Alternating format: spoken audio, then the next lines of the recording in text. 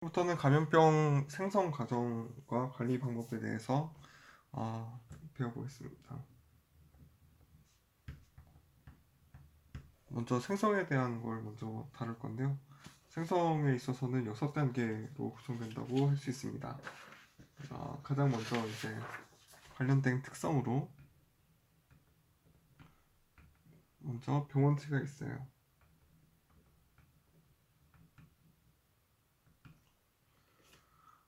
병원체 요인이 있는데 병원체 요인에서 가장 중요한 개념은 그 지표거든요. 병원체와 숙주와 관련된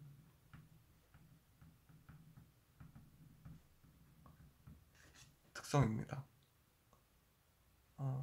여기서 가장 먼저 봐야 될 건 감염력인데, 감염력이란 감수성이 있는 건강한 사람들 분에 감염된 사람입니다. 그리고 발병력이란 이 감염된 사람들 중에 몇 명이나 질병으로 이환이 됐는지, 그러니까 실질적인 환자 순이고요. 그리고 동력은 이 환자 중에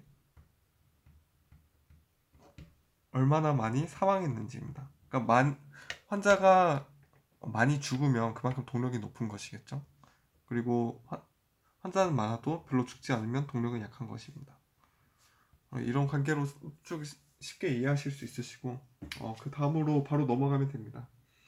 다음으로는 이제 그 병원소라고 할 수 있겠는데요.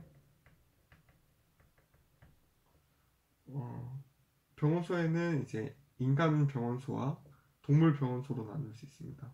여기서 인간 병원소가 중요한데,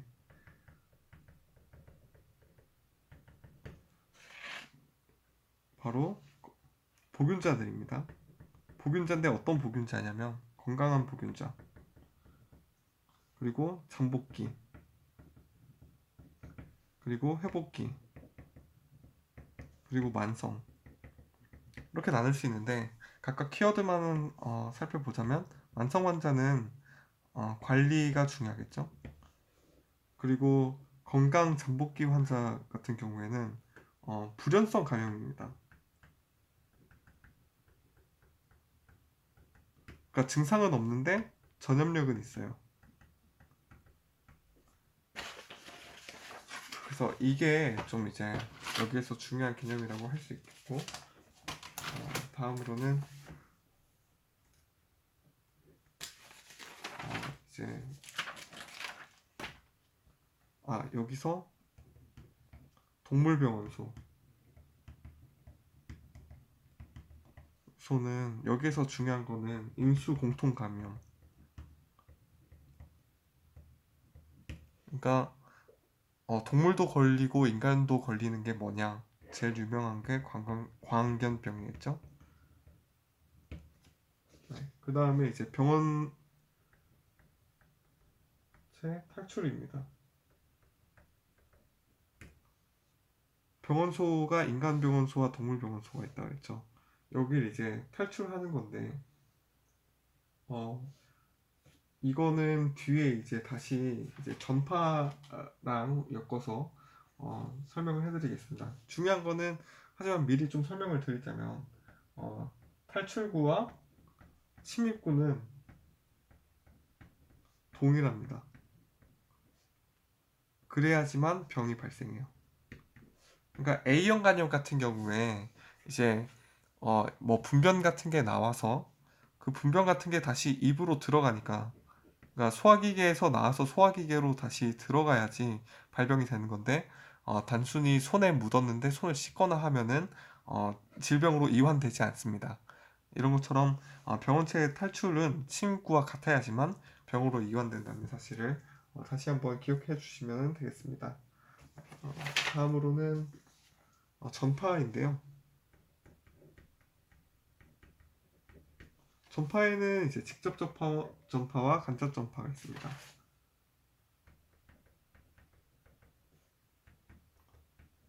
이거를 나누는 기준이 뭐냐 하면 접촉 요구입니다.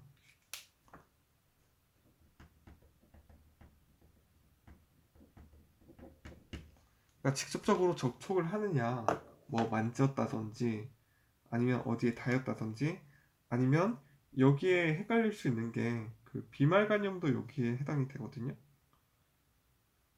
포말간염이라고 하죠. 포말. 포말간염도 여기까지 해당이 됩니다. 아니면 이제 간접 전파라고 할 수 있겠는데, 간접 전파 같은 경우에는 여러 가지 방법이 있는데 공기로 전파되는 포말과는 다릅니다. 공기를 타고 예를 들어서 이제 이게 바닥이고 여기에 이제 재채기로 이렇게 비말이 튀어서 바닥에 있다가 이게 수증기로 증발됩니다. 그러면 이 감염력 있는 친구들이 다시 이 호흡기계로 들어가서 감염을 일으키는 것이죠. 이게 바로 공기를 통한 감염이고 매개체가 있습니다.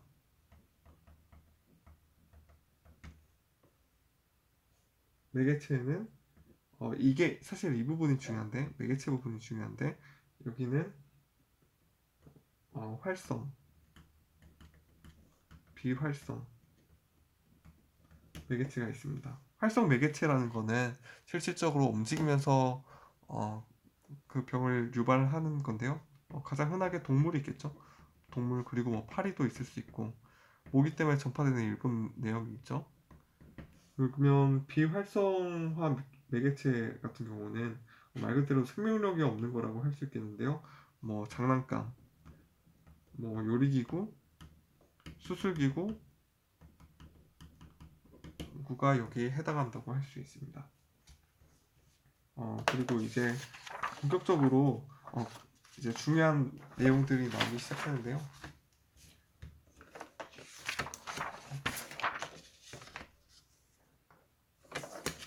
하나 더 짚고 넘어갈까요? 그 매개체에서 그 공통 매개물이라는 게 또 있습니다.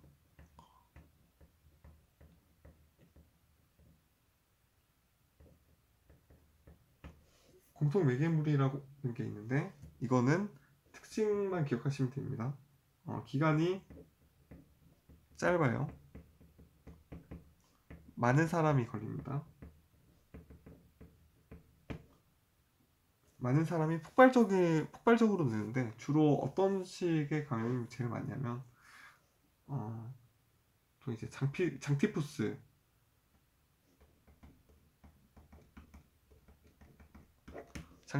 같이 분변이나 아니면은 이제 물을 통해서 전염된 게 제일 많습니다. 자, 그 다음으로 넘어가서 이제 나왔으니까 이제 매개체로부터 원성이 됐고 이제 다시 침입을 하게 되겠죠.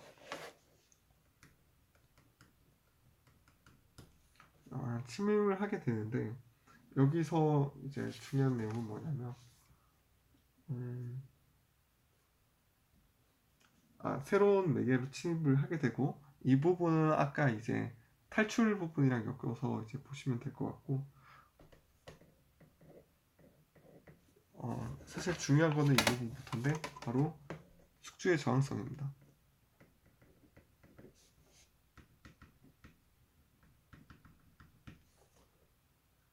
그래서 어떻게 하면 숙주가 잘 걸리고 덜 걸리냐가 어떤 요인에 의해서 그 결정이 되는지에 대해서 확인해 볼 건데요. 먼저 숙주의 저항성이 높은 경우가 어떤 경우가 될 수 있을까 생각을 해봤을 때 병원체가 매우 소량일 때 어떤 병을 일으키기에는 체내 면역에 의해서 억제될 수 있을 만큼의 너무 소량일 때 그리고 제가 아까 말했듯이 침입하는 경로가 같아야 된다 그랬죠. 그렇기 때문에 경로가 다를 때 같은 세균이라도 어느 장기든 일으킬 수 있지만 그 장기가 어디에 있냐에 그리고 세 번째로 면역. 면역 상태에 따라서 면역이 좋으면 당연히 저항성이 높겠죠. 이런 식으로 이해하시면 될 것 같습니다. 그리고 면역성 같은 경우에는 사실 더 중요한 개념이 뭐냐면 그 이제 개인 이 부분은 사실 개인에 해당하는 면역이고 개인 면역과 집단 면역입니다.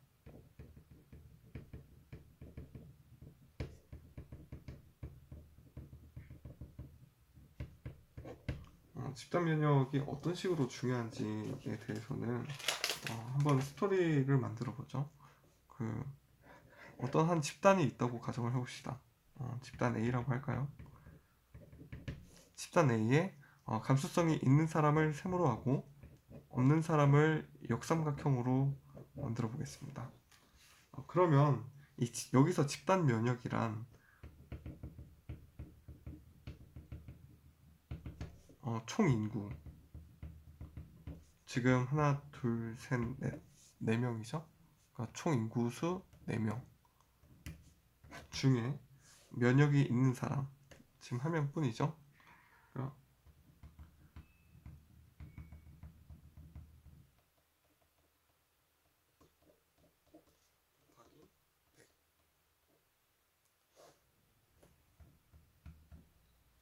이렇게 구할 수가 있습니다.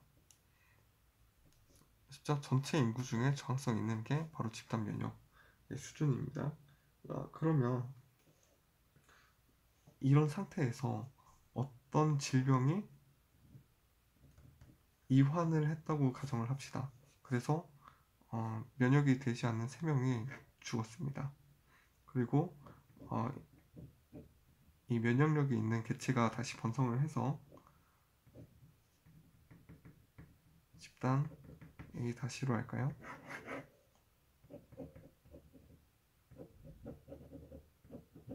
이렇게 집단 면역력이 높아집니다. 왜냐하면 이런 죽는 과정을 통해서 면역력이 가지고 있는 사람만이 남기 때문이죠. 하지만 시간이 지나면 이들의 또 자손이 생기면서 다시 면역이 없는 사람이 출현하게 됩니다. 그래서 집단 면역이 높아졌다가 다시 낮아지게 되는 것이죠. 이것을 보고 바로 한계 밀도라고 합니다.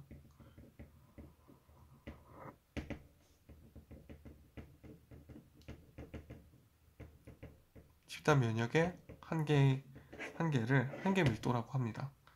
그리고 여기서 또 중요한 건 인구가 많아지면 많아질수록 이 접촉하는 비율이 높아지겠죠. 그렇기 때문에 접촉을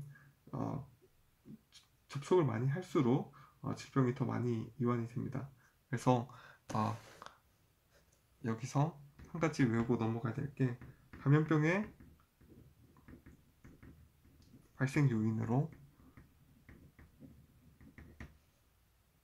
먼저 병원체의 감염력입니다.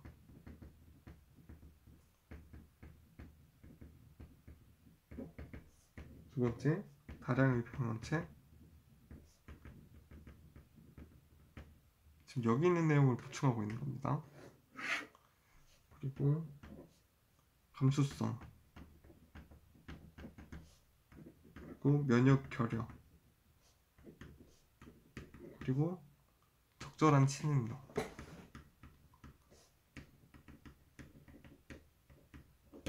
이렇게 나눠볼 수가 있겠습니다. 이후 부분은 다음에서 조금 더 다뤄보도록 하고 한 가지만 더 이제 예방에 대해서만 한 번 더 짚고 넘어가죠.